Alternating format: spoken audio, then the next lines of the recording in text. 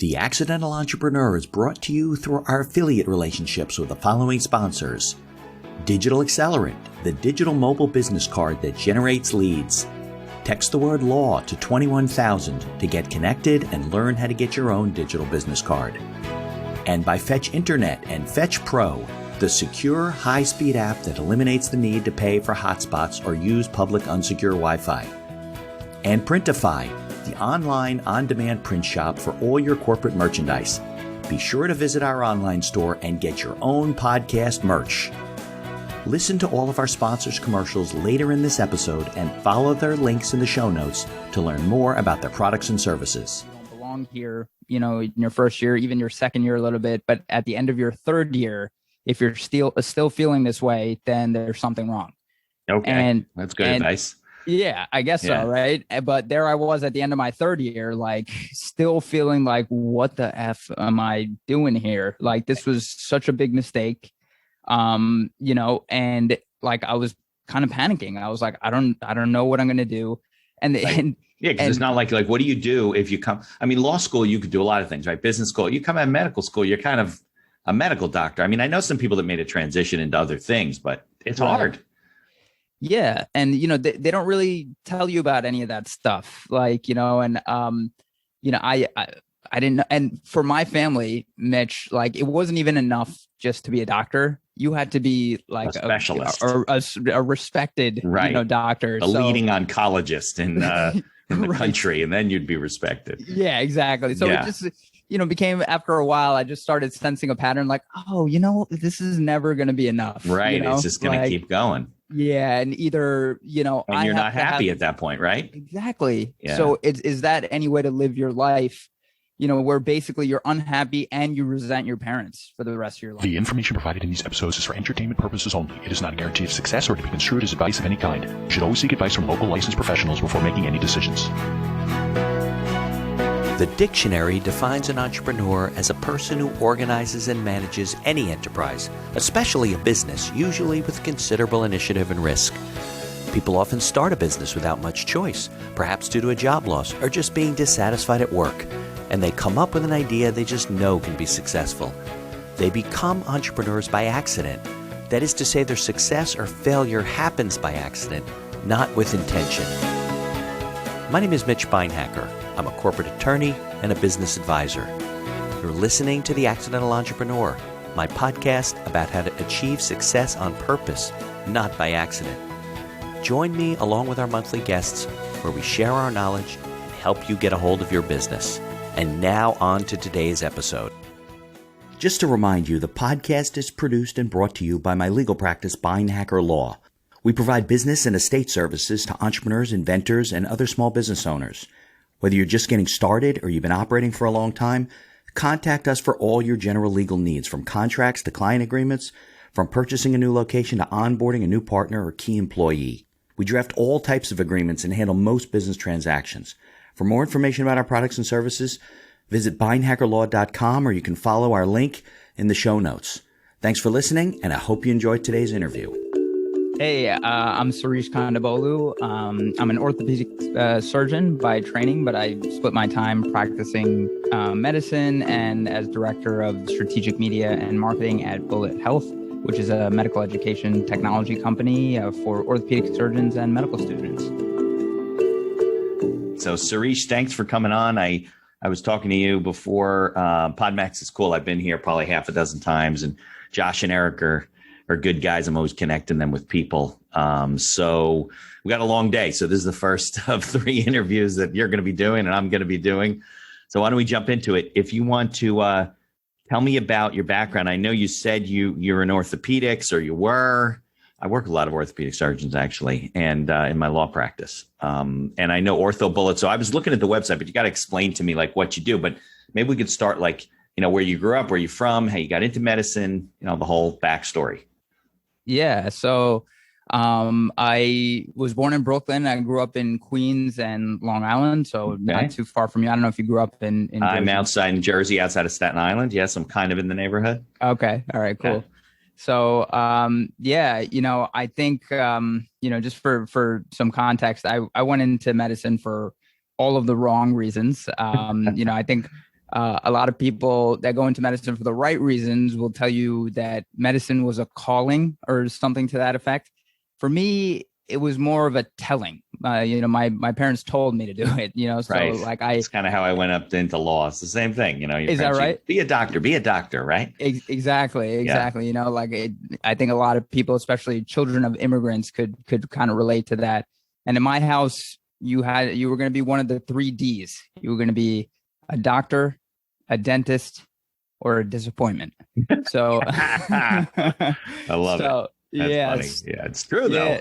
It's so true, right? Right. And I think I grew up with a lot of guilt because my parents were really the embodiment of the American dream. Both, immigrants from India, had nothing, really rags to riches kind of, story. My dad, entrepreneur, he has to this day a jewelry retail business in Queens, and then branched out into real estate at a bunch of businesses. I always wanted to be like him. But he didn't want you to be, right?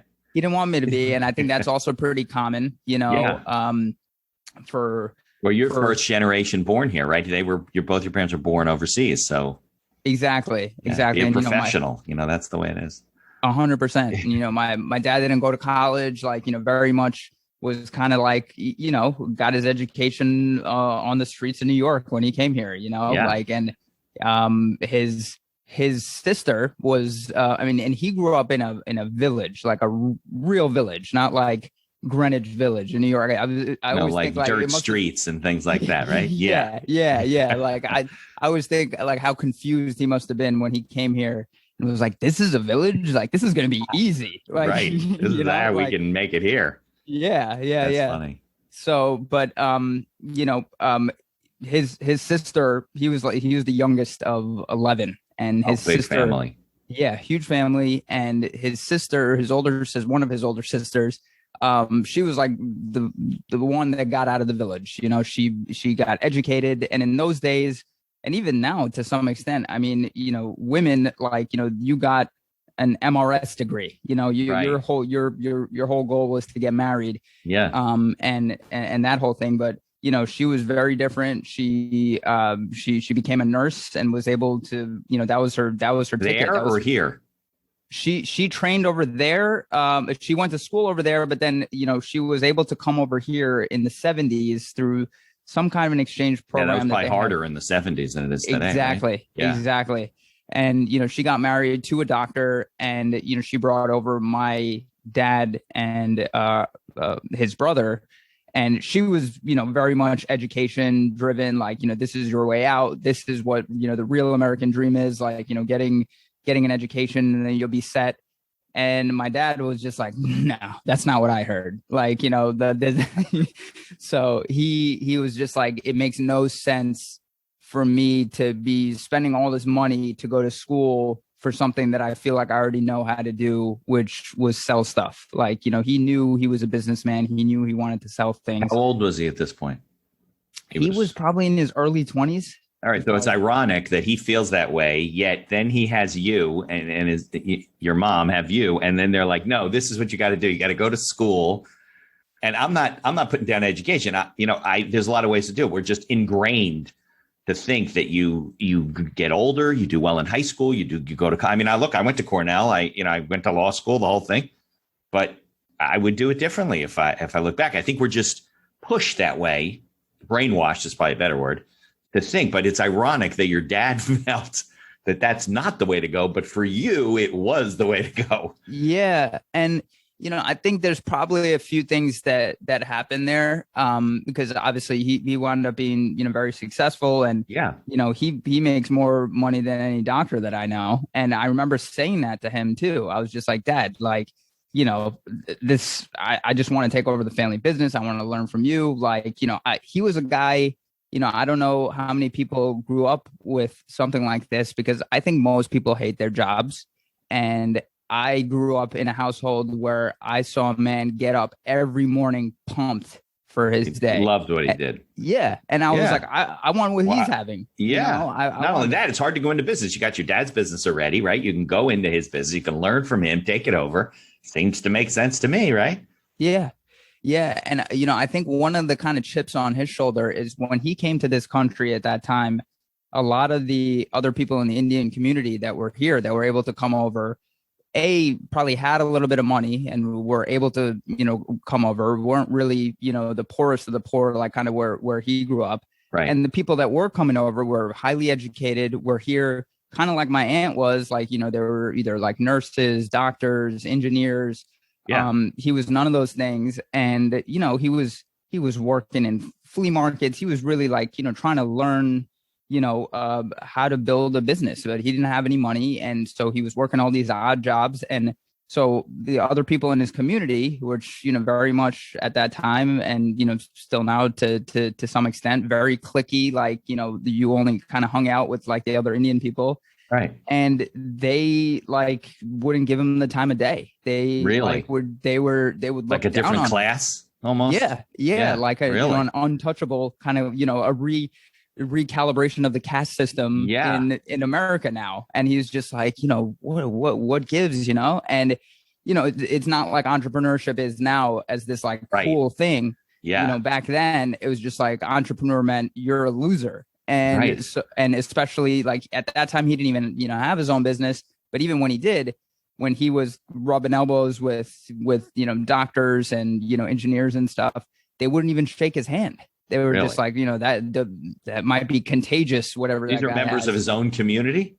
Members of his own community, spoke the same language, but, just looked down on him. Yeah. And so like when I think he always had that kind of like chip on his shoulder. And then, years later, the rest is history. Now, like those very same people are asking him for business advice and, he lives in the same neighborhoods but yeah, I mean, where I grew up, we were surrounded by a bunch of doctors and lawyers, and he was really the only. Yeah, so he saw that, and he's like, "Well, I don't want my son to go down that route. I want him to be a doctor and be accepted." Right? Exactly. And I remember asking him, like, Dad, like, why can't I just do what you're doing? You make, everyone seems to measure success by financial success, and you make more money than any doctor that I've ever met. So why not just let me, go into business? And he was just like, son, I know people that own candy stores or like, halal food carts that make more money than doctors. But at the end of the day, like, those people aren't respected in the same way. Respect was important to him. Respect was his, measuring stick. Yeah. Was his measuring stick. Plus, the validation. Like, I think a lot of parents, they're validated by, where their kid goes to school and, what they wind up being. Where we vicariously live through vicariously. Yeah. So, they were no different. And I think his validation and my mom kind of came at it from a different way because she always wanted to be a doctor and she couldn't because she also grew up dirt poor, but in a city in India. And, in India in those days, like, yeah, if you weren't the top 1% of your class, the only way you were going to get into med school was if you had money. So she was neither of those things. And she had a different kind of a chip. And she was very much like, pushed that into me. So it was really important to both of them as the punchline. And I just had all of this guilt that I was given everything growing up. I have a younger sister. She became an attorney. So I guess she was a disappointment, technically, according to our. Exactly right. He was the rebel. Funny. Yeah, the black sheep of the family. Exactly, the brown sheep in my case. But yeah, so right. That's funny. Yeah, but yeah. So I was just like, I feel like the only way that I could pay them back for giving me and my sister everything was to do this thing for them. And I was like, all right, maybe that's my version of sacrifice. Yeah, maybe you'll find you'll feel better about it. But yeah, now, ironically, you went into orthopedics. The orthopedic doctors I know, now it's a stressful part of the profession. They work their ass off. The big surgeries, they make more money than any of the doctors. I have some doctors make $3, $4, $5, $10 million a year. They're very stressed. I don't know if they're enjoying their life. Right. But they buy expensive cars and they probably don't have time to drive them. So yeah. Yeah. And, I realized that at some point, my imposter syndrome was, as you can imagine, on another level. Like when I started medical school, none of my behavior mapped to me being in that moment at that time. Like I always grew up a very creative kid. I excelled, more in, like music and English. Like I was a good writer. I was a musician. I was a drummer growing up, and then I was a DJ in college. Again, those two D's fell under disappointment. I wish. Yeah, you're not going to pursue that as a career. Yeah, and but after college, I was just I really thought I wanted to be like a recording artist. Like I was really into hip hop. I really thought I could make it, and but again, it just came back to feeling this sense of obligation, to my family, and then. I did this program where right out of high school, there are these programs that combine your undergrad education with medical school, and you apply right out of high school, pretty competitive to get into. And I got into one of these programs at the University of Rochester. You didn't have to take the MCAT, and you were automatically, as long as you maintained a certain GPA, you basically had a free ticket into medical school. So I got into one of these programs. And so it really, I felt like, you're throwing away a winning lottery ticket if you don't take this. So in some ways, I guess I just didn't have the courage to take the risk at the time. Plus, coupled with this kind of family obligation. So I remember my first year of medical school, my advisory dean telling us, like, it's okay, it's normal for you to feel like you don't belong here, in your first year, even your second year a little bit. But at the end of your third year, if you're still feeling this way, then there's something wrong. Okay. And that's good advice. Yeah, I guess so. Right. But there I was at the end of my third year, like still feeling like, what the F am I doing here? Like, this was such a big mistake. And like, I was kind of panicking. I was like, I don't know what I'm going to do. Because it's not like, what do you do if you come? I mean, law school, you could do a lot of things, right? Business school, you come out of medical school, you're kind of a medical doctor. I mean, I know some people that made a transition into other things, but it's hard. Yeah. And, they don't really tell you about any of that stuff. Like, I didn't know. And for my family, Mitch, like, it wasn't even enough just to be a doctor. You had to be like a specialist or a respected, doctor. A leading oncologist in the country, and then you'd be respected. Yeah, exactly. So it just, became, after a while, I just started sensing a pattern like, this is never going to be enough. Right. It's just going to keep going. Yeah. And either, and you're not happy at that point, right? Exactly. Yeah. So is that any way to live your life, where basically you're unhappy and you resent your parents for the rest of your life? Like, if you have that tough conversation up front, at least, like, it's uncomfortable for the moment, but then at least, you're going to be able to live a much happier life. And then if you actually succeed in the thing that you wind up doing, then they're going to come around. Well, then, obviously. Right. But if you don't, you take it. But look, it takes a lot of courage.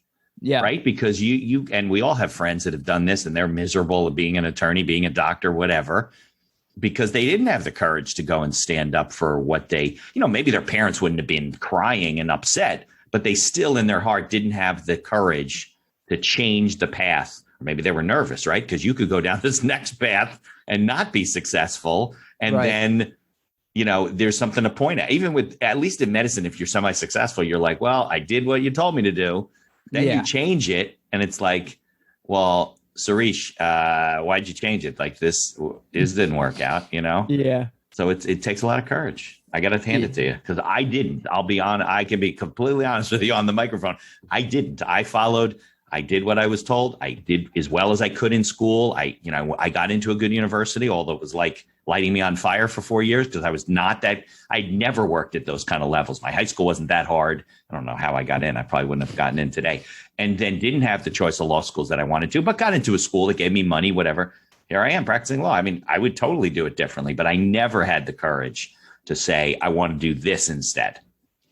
Yeah. I mean, it took me a long time. It took me a really long time. And what was crazy is I thought I wanted to go into this specialty called physical medicine and rehabilitation. And we used to joke back in the day, I'm sure they still do, that PM&R stood for plenty of money and relaxation. It was like my basically in the process of elimination, being like, I don't really like anything. This seemed like an easy life. Let's do something that I can make money and not be too stressed, right? Exactly. Like exactly. Exactly. But, I explained that to my parents that I wanted to go into this field, and they were like, what is that? We've never heard of that. I'm like, neither of you are doctors. It doesn't matter. Like, if you haven't heard of it. Right. And And they pretty much like, all of their friends now that are doctors, these Indian doctors, they basically, put them up to talking to me, out of this decision to go into this. Yeah, they poo-pooed what you wanted to specialize in. Yeah, and they were like, that's not real medicine. Yeah, and that's not good. All these doctors were just like, you're not going to be, as respected. Yeah, you'll make okay money, but you're just not going to, a kid like you. And I'm just like, what does that mean? Like, what is happening here? This is like, like being a DO. I mean, the practice emerged now where DOs are more getting the respect of MDs, but in those days, DO, it's like big, it's like you went to chiropractic school. You're not even a doctor. So it's the same type of thing, right? 100%. And my wife is a DO, and she still kind of feels that stigma, now and again, and things are changing, and people's perceptions are changing, but it's still, it's brand, right? At the end of the day, well, it totally is. If like, I like DOs better than MDs. They seem to be more holistic, and they have a more holistic approach to treatment of medicine, and it's not so, treating what is wrong with you. So I'm glad that the professions are kind of merging. Mm-hmm. But it's hard. I have a lot of friends that were DOs, and they were like, the black sheep of the medical community. And I thought they were doing better things than the MDs were. Although all my clients are MDs, are going to hear this thing and be like, what the hell are you talking about? Right. Yeah. But what was so crazy. So how old were you? Because the orthopedic stuff and all that specialty, that takes you into your 30s, right? Yeah. So So you look pretty young now, so you must have made this change not recently. Okay. Well. No, I'm actually 65, Mitch. But you look great. No. Brown don't crack. It keeps your skin nice. That's good. No, I'm 35. But that's if you went through all your specialties, right, through orthopedics, and you became a whatever those letters are that all my clients have. I think they finished like their residency, their internship, their specialty in their mid 30s. Yeah. So this must not be too recently that you walked away from.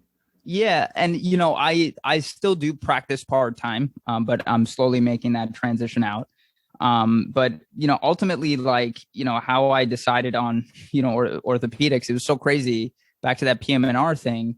Like I was just like, all right, screw everyone. Like, I'm going to do this. Like this, seems right to me. And then I did this rotation, this 4-week rotation in PM&R. It was all right. And then, the last week I was really looking forward to working with this, one guy who, I guess coincidentally in the hospital, like you're doing rounds and stuff. Yeah. And there's this, kind of subspecialty of PM&R called, interventional spine and pain management. They do, injections and, pain management stuff, a lot of procedures. I've had slipped bulging discs and got the shots and stuff. So so you're familiar. And so at the time, this one doctor there, another Indian guy, kind of young, probably, the same age as I am now. And he was probably the highest paid doctor in that entire hospital system. So I was always like intrigued. I was like, this is crazy. This guy at PM&R, like, he's doing it, must have an awesome life. And I'm rounding with him. And, we had this little bit of break in between procedures, and he sits me down, and it was so crazy because when I first met him, he was like, do we know each other? And he kind of looks like me too. Like, he's a little bit taller, and I was just like, he was like, yeah. Just because you're both Indian, you're like, maybe. Yeah, probably. We probably people meet you, and they're like, oh, Sirish, do you know this guy? You're like, exactly. I know all the Indian people. Yeah, people do that like too. over 1 billion of us. Right. Yeah. They're like, oh, you're Jewish. Do you know this guy? Or you went to Cornell. Do you know? I'm like, no, I don't know these people. What does that have to do with it? Yeah. But so I was like, I don't know. Yeah, maybe we met in the mirror. I don't know. We kind of looked similar, but I don't know why he felt the need to say this to me. Maybe he saw a little bit of himself in me or something, and he was basically just like, I love my life. I have a great family. I get plenty of time to do stuff that I like to do outside of medicine. I make plenty of money, and I'm just sitting there like yeah. And then he was like, but, and I was like, what? I was like, no, but. No, wait, this is all good. Yeah. And he was like, if respect is important to you, don't go into this. Here's a word from our sponsors. Uplift your marketing and reinforce your brand with a digital business card from Digital Accelerant. Use a text marketing combination to stand out in front of your competition. Digital business cards make you memorable and most of all help you bring in new business through its warm lead generator. Motion graphics, intro, outro, and inspirational videos can be added during setup. Text the word LAW to 21,000. That's LAW to 21000 to learn how to get your own digital business card. Suffering from slow internet speed? Worried about hackers? Fetch Pro gets the internet from your smartphone to your Windows and Mac computer without paying for a hotspot. Always get the fastest, most stable, and secure internet access on your computer with Fetch Pro. Follow their affiliate link on our website to learn more and get connected with Fetch. Printify is the online service that simplifies and automates the process of sourcing and creating print-on-demand products branded with your company logo, product, or service. Printify is a better alternative to pre-purchasing and warehousing your merchandise for distribution or sale. Follow their link from our website to learn how to set up your own online store. And be sure to visit our online store and get yourself some podcast merch. Follow the link in the show notes to learn more about all of our sponsors. And now back to our show. And I was like, oh, man, why did you have to say that to me? Respect was not important to me, but it's important to everyone else. I don't want to hear that. Why is this? I was like, did my parents send Somehow you? your parents are going to hear this, right? Yeah, Somehow. Yeah.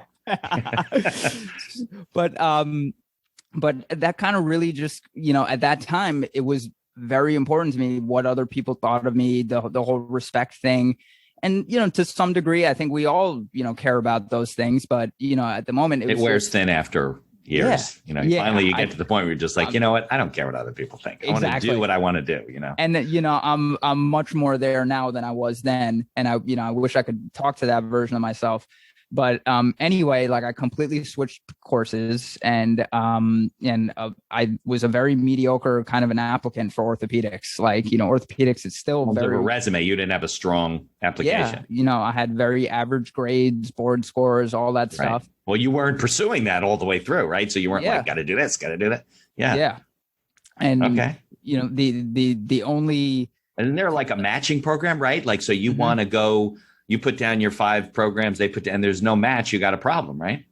Exactly. And, so at that moment in time, I was at risk of not matching. So I knew that. And I was just like, okay, the only way that I have a shot at this is I take a year out, I do research, I get another degree. So basically I did all these things. I got my, master's of public health. I took this year off, did research in a lab.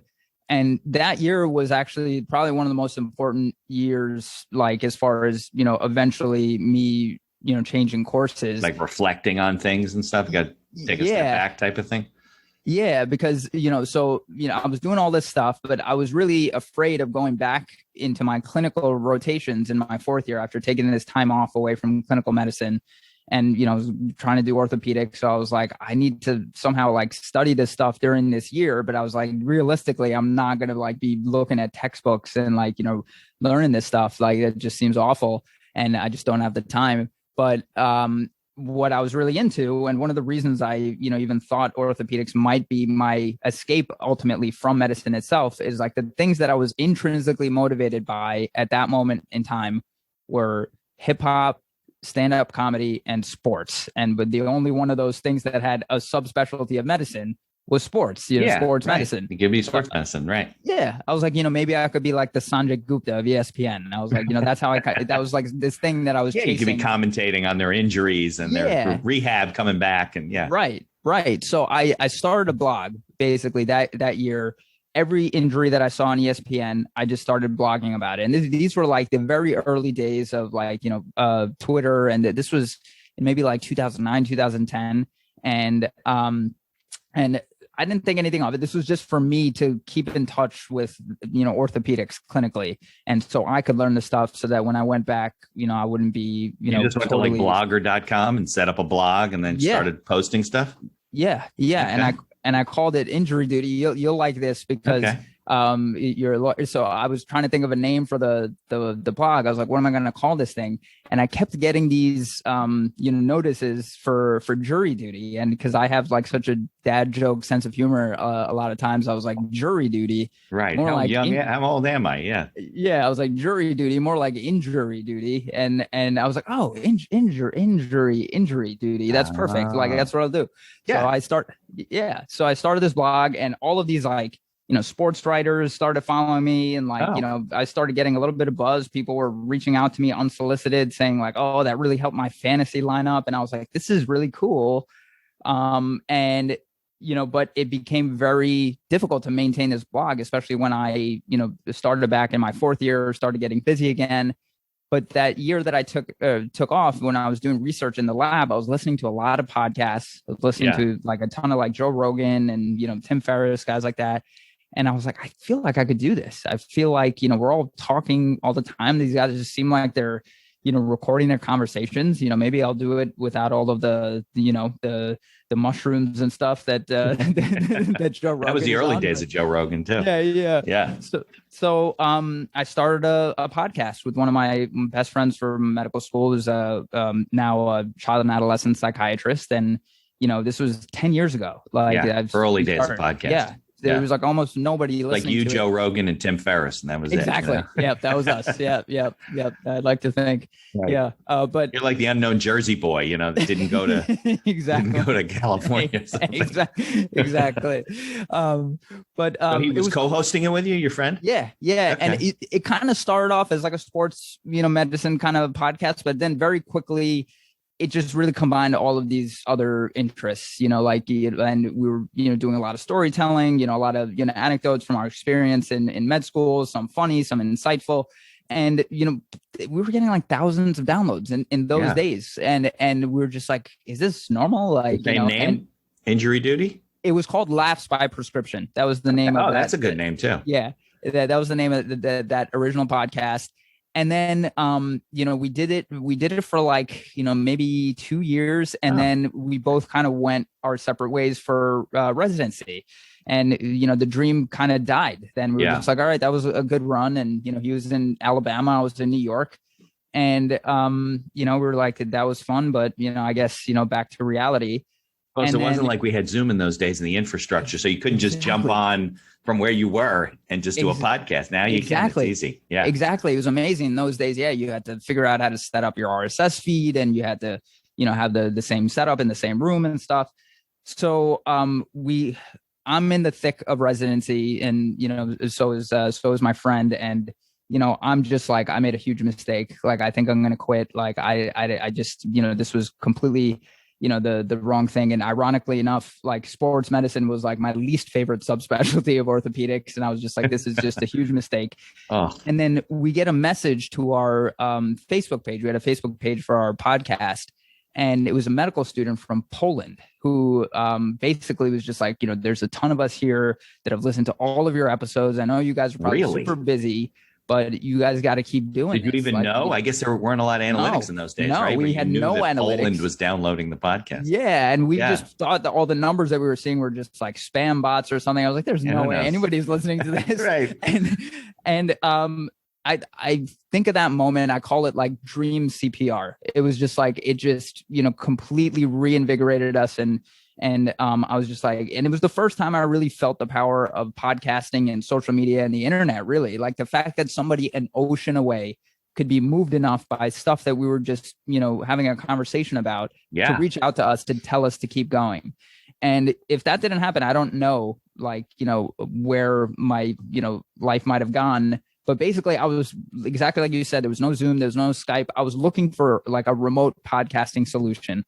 And I was listening to a ton of podcasts. You mean because he was in Alabama and you were in New York and you wanted to do this together? Yeah. And I wanted to figure out a way that we could do this. And I was looking for like some app, something that would allow us to do it. And I stumbled across this app called Anchor. This was like late the early days of Anchor. Okay. This was early days of Anchor. Yeah. Late 2015. I think I jumped on 3 months after they launched. Yeah. And when I hopped on, I was thinking like, okay, this is like, podcasting platform, but it was not. It was like very much, it was like a voice Twitter. You were almost like communicating in voicemails. You had 2 minutes to like, tell a story, sing a song, tell a joke, whatever. And then people. Oh, it wasn't what it is now. No, it was like almost like a club, like an early version of Clubhouse, but it wasn't like a group of people. It was sounds like kind of audio TikTok.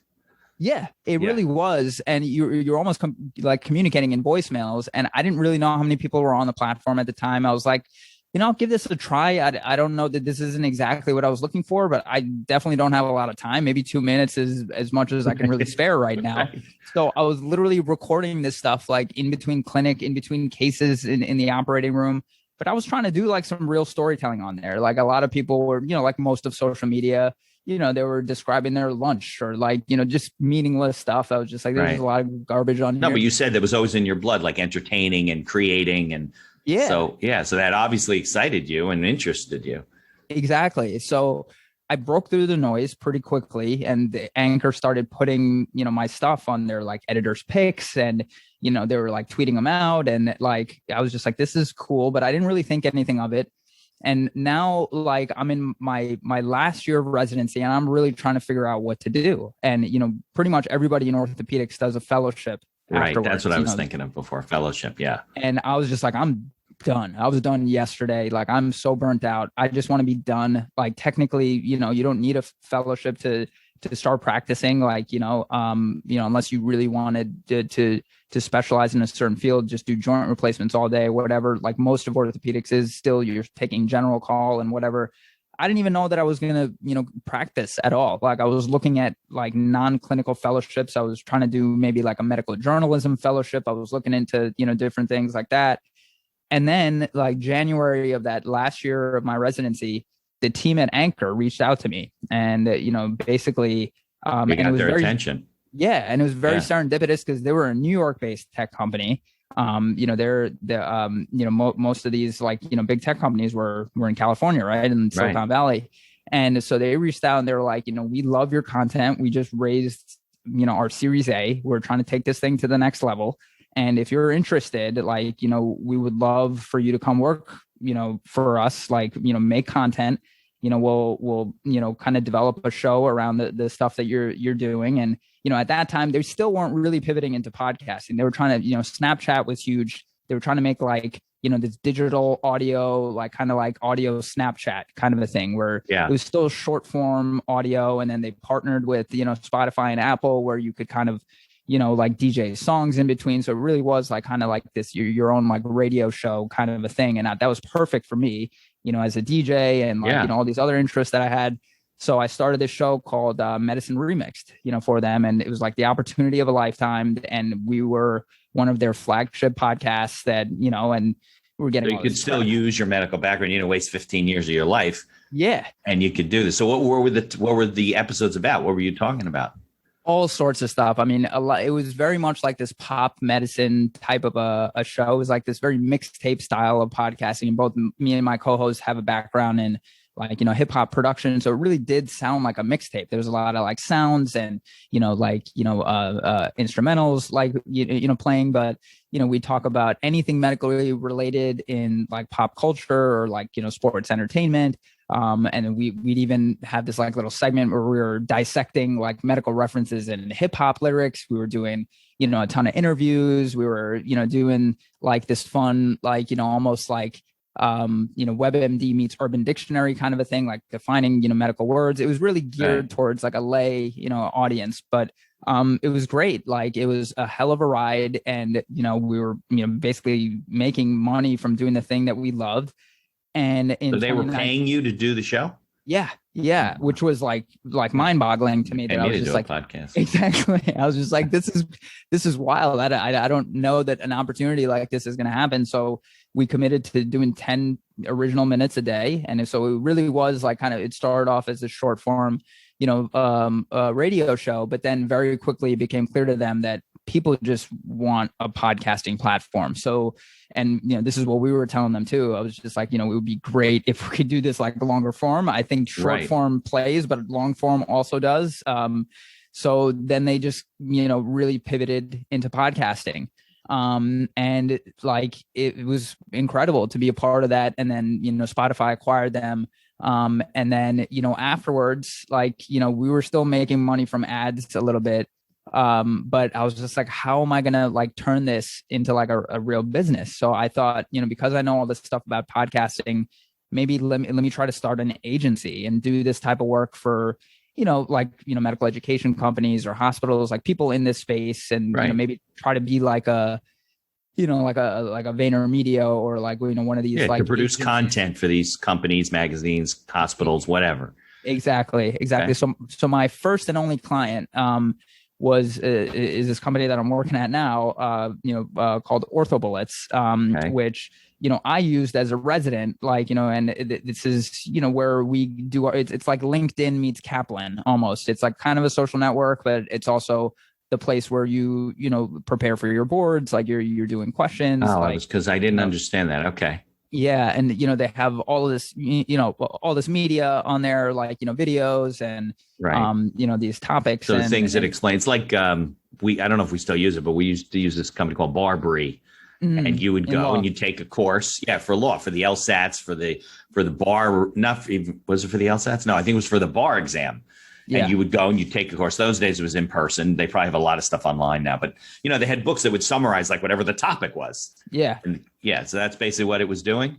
Yeah, pretty much. And, the thing that I always wanted out of them, because I'm a very, I realized in residency, like, how much I was getting out of podcasts and audiobooks. I was just like, I wish there was something that I could, it just feels like you're like uploading that information. There's just so much, there's so little time for you to study. And on top of your 100-hour weeks, they're expecting you to study, for your exams and stuff. I was like, it would be great if I could just listen to something on my commute.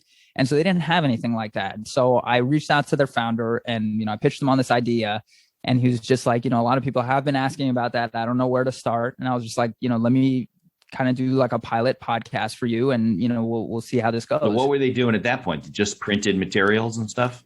Yeah, I mean, it was, they had their website, they had an app, and they had videos and stuff, but really they had no audio product. So basically I just adapted their content into like an audio format. It was doing like, multiple choice questions, at the end of it, and took them from 0 to 5 million downloads in like a little over a year. And so you could download to, in those days probably was mostly an iPod. And download to a player. This was in actually 2018, so not too long ago. So it was already phones that were, Yeah. So, you were streaming, it was distributing. I was using Anchor because, I was very familiar with that platform and, how to build an audience on there and stuff. And then I started consulting a little bit on their social media presence, and I was able to like 20x their following. And I was like, I think I'm pretty good at this. Yeah, it sounds like it. And so, their founder was just like, can we talk about maybe doing some sort of like an acquisition deal? Like, can I buy your company? I was like, well, as cool as it would seem, I don't have a company. I don't really have a company. I'm just me. Yeah. I'm just like, as cool as it would sound to say, I sold my first company. You're my first and only client. So, just buy me. Yeah, just buy me. Like, make me an offer, and that the rest is kind of history. You made me a pretty compelling offer to come on, and I was just like, what, this might be my version of business school to really cultivate that self-awareness, to know that, am I really an entrepreneur, or am I better off as like a number 2 or a 3 at a company, or because it's certainly a stepping stone, if anything, right? Yeah. 100%. So, I'm still practicing, like 25% right now. Like I take like a week of clinical. Call. You're seeing patients? Yeah. I take call, and like I do mostly like level 3 trauma call, which is basically you're doing ER stuff and on call stuff. You don't have like you're not going to a practice where you're seeing patients and you have to keep track of those patients. Right. So it's just, there's this huge other side of medicine where, because there's all these hospitals that need coverage, especially like in rural parts of the country. So, I take call. It's pretty flexible. I could kind of take it whenever I want. And then I spend the rest of my time. Are you still in New York? I'm in Connecticut now. I'm in Connecticut. Yeah. Cause my wife works at Yale, and I'm kind of this wild card that, is doing this stuff in media, and then, slowly trying to phase out of. But it sounds like I know the story's not over, but right. So we'll circle back when we're both in our 70s or something, but it sounds like you went down this medical path, and maybe reluctantly, right. But you are using some of your training and your knowledge, certainly of the medical bit. I mean, you're not wasting all of that. Yeah. You're kind of finding a way to use it and be happy about it, as opposed to. Yeah. So I think, very on brand to the accidental entrepreneur. Definitely the accidental part. I can definitely relate a lot. Well, part of it's that. accidental, but part of it's more intentional than you think, right? Because That's you were true. kind of looking for this thing. You're like, I like this, whatever. I mean, I'm kind of in the same boat. Like I went down a road in law. There's a lot of law I don't like to do. I like to do, work for business owners and get them set up and contracts and their transactional work and growing them and helping them with their business plans. But I'm an entrepreneur at heart. And the podcast is it's a release. It's an outlet. I'm sure yours is too, right? To get on the mic and to talk about things, to produce the content. I like the creative side of it. And it sounds like you do too. 100%. Yeah. Yeah. So I know, because I saw the thing pop up from Sophie that we're running out of time, but tell me what the future looks like. Like, what are you working on now? Where do you see this stuff going? I mean, let's put the clinical stuff aside because that's like your odd job to support your family, but you know what I mean? So what's going on with Orthobullets in your future, you think? Yeah, so it's a really interesting company. I mean, they've expanded now to like medical students, so medical education, and kind of the long-term vision is to really go into every subspecialty, of medicine to kind of be this like hybrid, LinkedIn Kaplan product. But then I think the long-term vision is to kind of create this affiliate business that almost like a Match.com for patients and doctors, because they do really well SEO.